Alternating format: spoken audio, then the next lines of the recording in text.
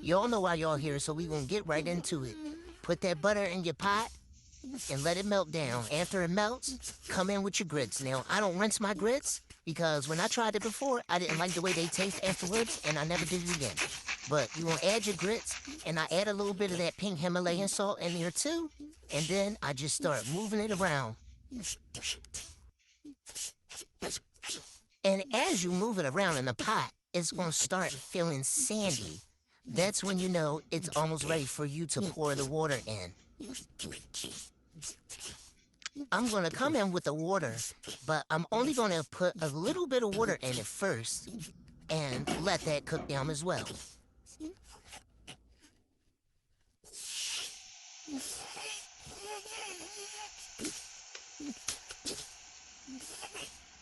You're gonna keep the grits moving at all times while you have them in the pot so that they don't stick to the bottom.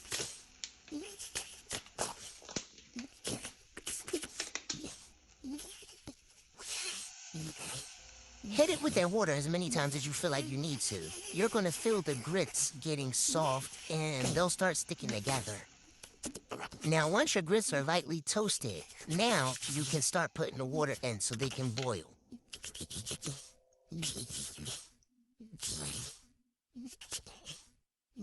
Once the water is added, you want to stir and break up the grits in the water before it starts boiling.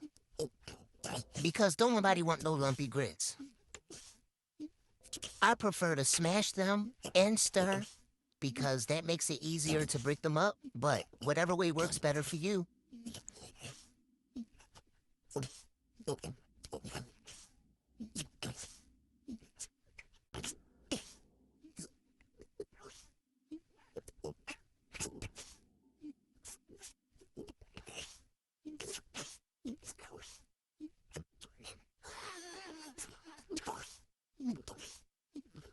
Once I have thoroughly stirred my grits, I'm going to add some additional butter, and then we're going to get ready to cover them so they can simmer.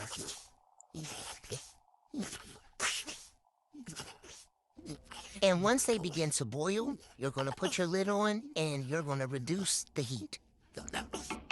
Now, these are the 5-minute grits, but they definitely take more than 5 minutes if you want them to actually taste delicious. If you want them to be gritty, then yeah, cook them for 5 minutes. But I cook these for approximately 35 minutes. Now, you're going to just keep going in and checking your grits every few minutes, stirring them and seeing if they need more water. The texture, the thickness, or the looseness is up to you. However you like to eat your grits, once you see them getting to that point, then you can stop your cooking process.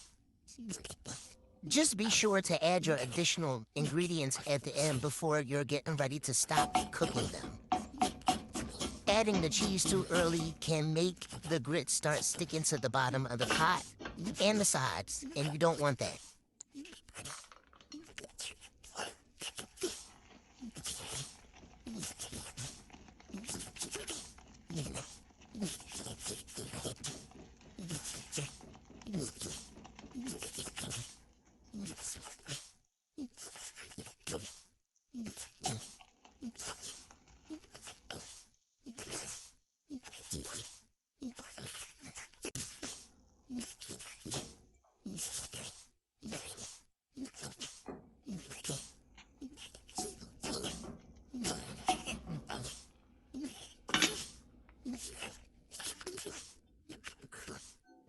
Now, this is going to be my last time adding more water before I come in with my canned milk, cheese, and cream cheese. Now, when you're trying to learn to make grits, start with the things that go with it. Don't come in with the chicken stock and all of this other extraterrestrial stuff when you don't even have the texture down. Figure out how to make them first with water, and then you can start implementing things like milk. Substitute the milk for water. I make my grits in different ways depending on what I'm having them with and how I want them to taste. If I'm actually having a brunch, if people are coming over.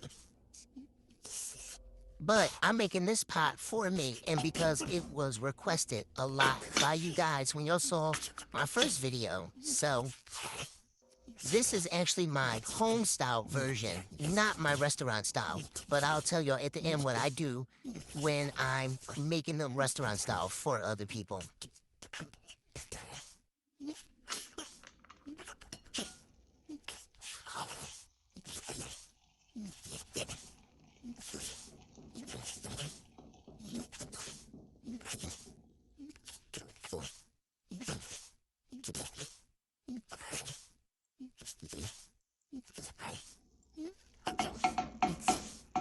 Now, I like to add a little canned milk because I like that flavor the best.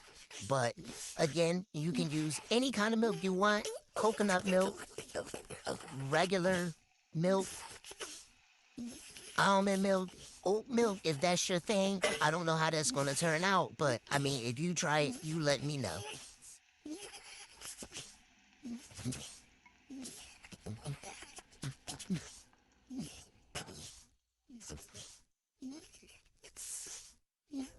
Today, I'm adding American cheese and cream cheese, the white American cheese, not the government cheese. I hate orange cheese. I would never put that in my grits ever.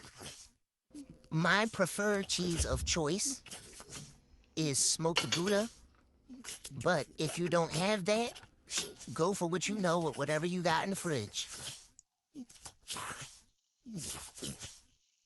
Now, once that's melted down, we're gonna give it a little stir, and they are just about ready.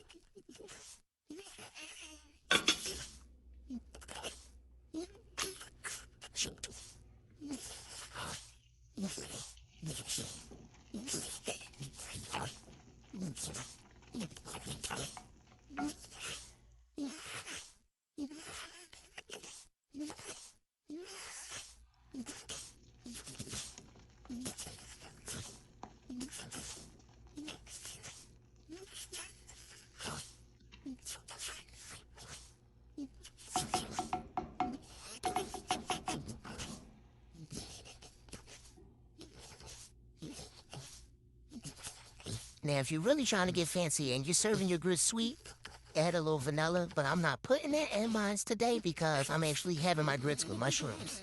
And if you like them more whipped, pull out that immersion blender and give it a spin. But if you're not getting into all of that, you're done. You can plate up.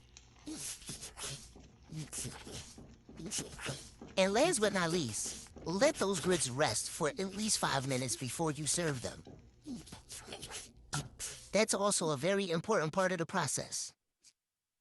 And after all that, now you ready to dig in.